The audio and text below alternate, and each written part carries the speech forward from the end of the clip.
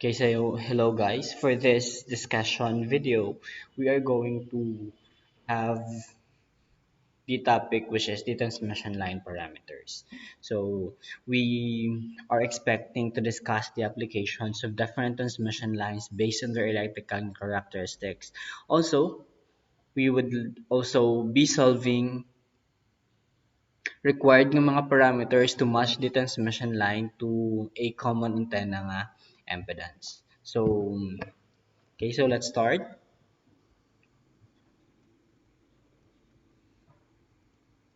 As an overview, we have this RF design.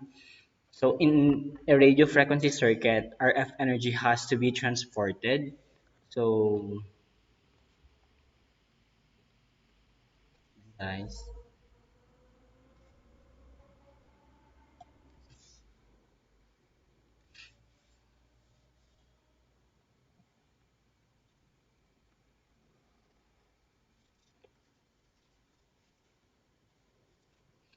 okay, so RF or radio frequency circuits,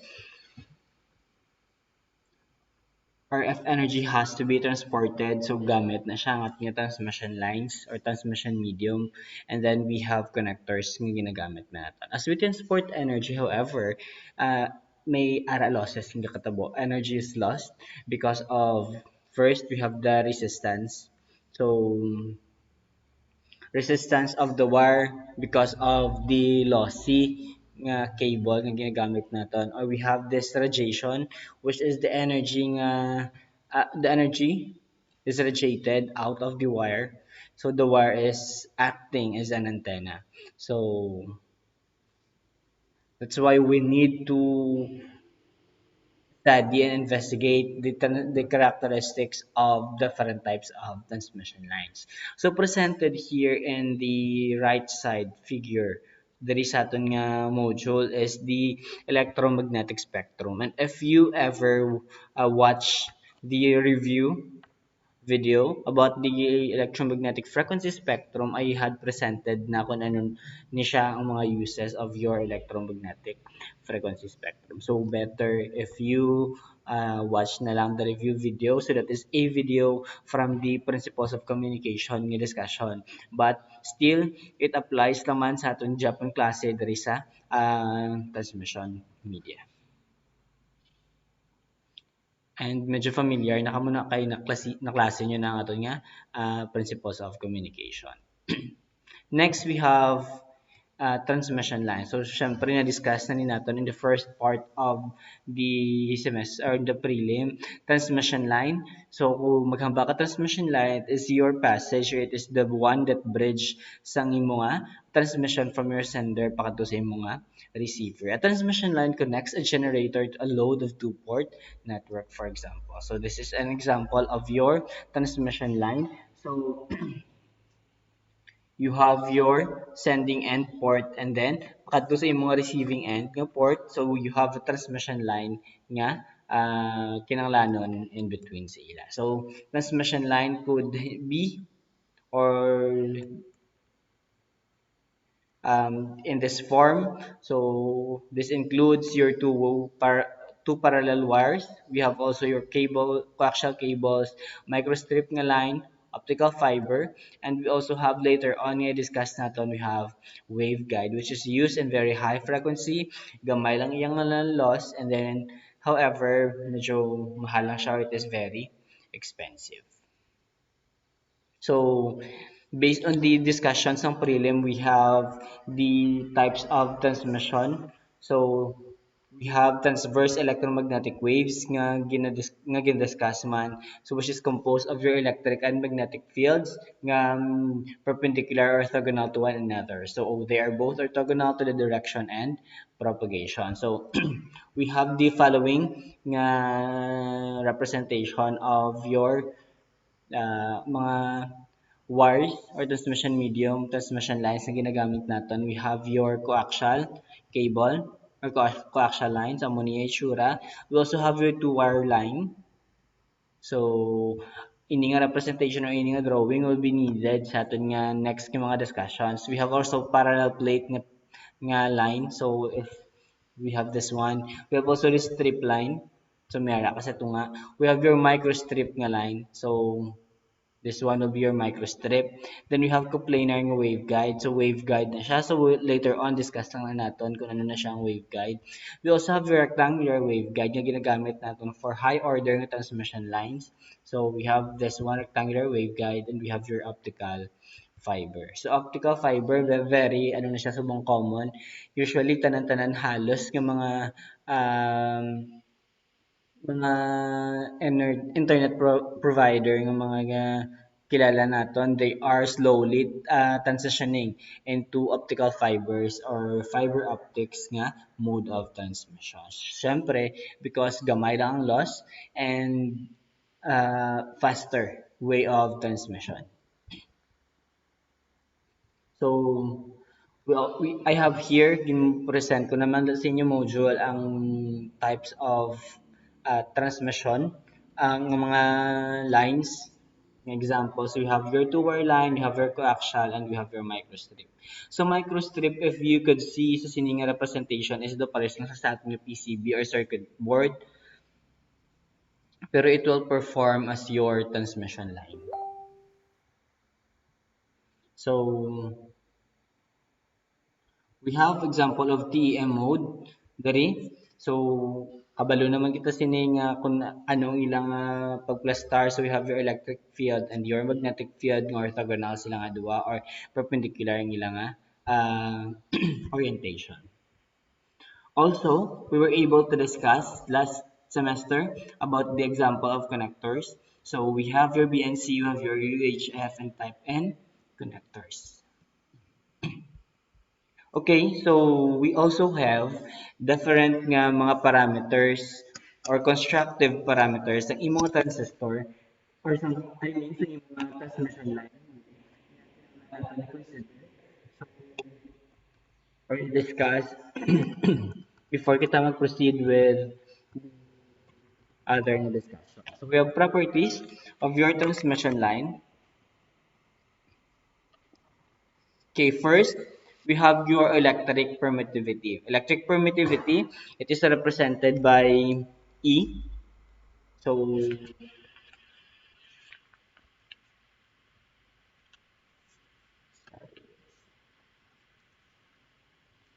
E, so, pwede mo muna ang representation which is your permittivity lang yun. So, expressed in the units nga F all over M. But permittivity is the measure of the abilities ng imong non-conducting material to retain sang electric energy when placed in an electric field. So that is electric permittivity. Next, we have your magnetic nga permeability. So take note also that we have your permittivity, gidya nga symbol, and we have also your relative R. So it is the measure of the resistance of a substance to an applied electric field. So to the ratio of the equivalent or the permittivity of a substance nga divided naton. So in that specific nga free space. So we have your permeability. Permeability naman is represented by A. So the value represented siya by M, but it is in calculation it is represented by nu. It is the property of a material to alter a magnetic field in which it is placed or a measure of this property. So if we have your permittivity, kag relative permittivity, we also have your permeability and also we have your relative permeability. So which is represented by a symbol sub R. So it is the measure of the resistance ng imong substance to an applied magnetic field equal to the ratio of the permeability of a substance to that free space. So ER will be equal to, so your ER will be equal sa imong E or your electric permittivity divided by sa aton nga EO. So ano naman siya ang EO? EO is your permittivity in free space, which is equal to 8 point. So this is equal to, ang EO natin will be equal to 8.854. So times 10 raised to negative 12 farad per meter. So that's our EO nga value. Also, we need to consider man sang mga characteristic or sa mga different nga characteristic of sa aton material. So we have ferromagnetic materials. So among sa sini nga mga materials or sa sini nga mga components of materials, so na-discuss na ni probably sa inyong material science and engineering, ferromagnetic materials. So they retain syempre sa mga magnetic property, and it has higher nga micro or nga relative nga permeability or mu r naton. So example sini sa mga metals nga included diri sa aton nga ferromagnetic material. So we have nickel. So we also have here cobalt, and we have pure iron. Okay, we have also diamagnetic materials. So are mga non-magnetic material composed of atoms which have no net magnetic moments. All the orbital shells are filled and there are no unpaired electrons. So EMUR or iyang relative, so iyang relative permeability is approximately uh, equal to 1 or slightly less than 1. So among sa sining mga ginagamit naton will be gold. We have gold sa diamagnetic, and we have also copper, diamagnetic materials. So we have also paramagnetic materials. So non-magnetic materials man ni sila. So includes syempre non-magnetic, nagid ni siya purely, nagid niya non-magnetic. So we have air,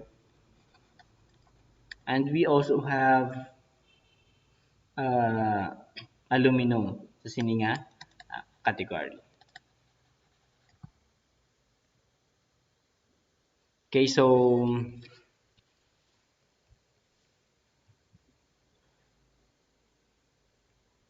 we have this transmission line model nga parehas nga present naton sa previous nga video about sa transmission line theory.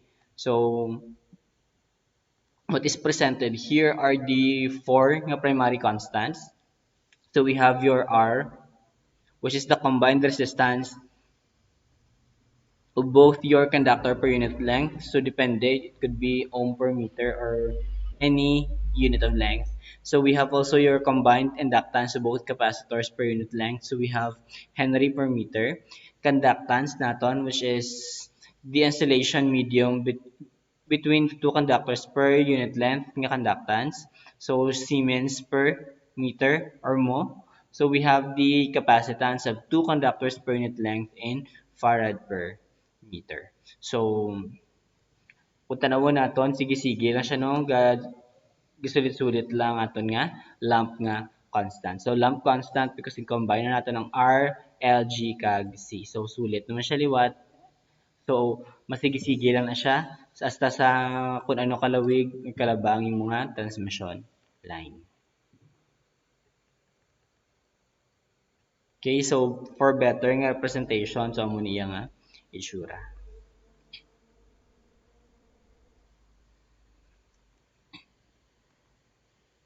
So there are three basic nga properties nga based sa ato nga primary, ito bilang consideration. So ang basic yun nga properties yung gina-consider natin will be the resistance, inductance, and capacitance. So resistance, syempre di ga-affect siya sa flow of current.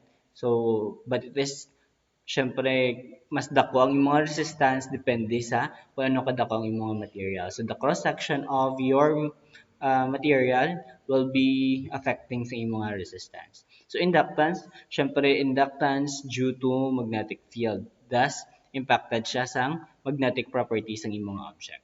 So capacitance generally impacted by the grounding natin. So this is a the transmission line parameters nga gin-discuss naton. So we have your resistance, we have your capacitance, inductance, and your conductance. Okay, so we were able to discuss naman sang sini nga mga properties. So in the previous nga discussion video, so we have your take note lang of the following nga mga characteristic naton. So for the R naton, ng mga so this is the objective natin yung i-present there is a video. So we have your R, we have your L, we have your G, and we have your C. So take note of the following formulas na pwede natin magamit. But this is not the focus of the discussion natin because we will be discussing about the characteristic impedance later on. But I presented here kay for your future nga mga references, you will have this or you will need this formulas. Okay, so sanahamba ko na the focus of the discussion is on the characteristic impedance and propagation constant. So we have characteristic impedance, so the ratio of the voltage corresponding to the transmission line and the equivalent current that is flowing through it. So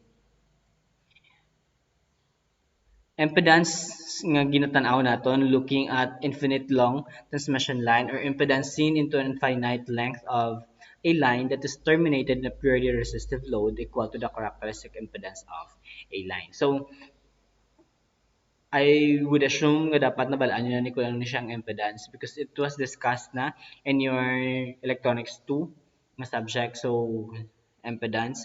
So as what was discussed last time sa previous nga video, we have ZO or the characteristic impedance which is generally in the form sa among nga formula we have R plus JWL or 2 pi FL, G plus J which is 2 pi F omega C. So wherein ang ating nga Z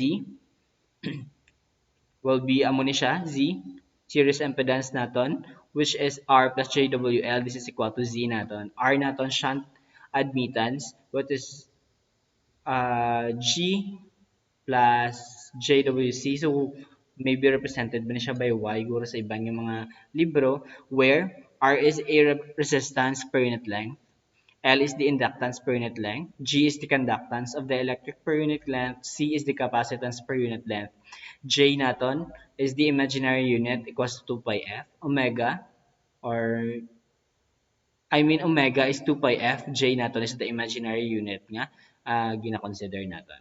So at low frequency, L naton will be equal to C, L and C will be equal to 0 and at low frequency, R and G will be equal to 0. So, syempre ma-affect na siya sa aton nga general nga formula.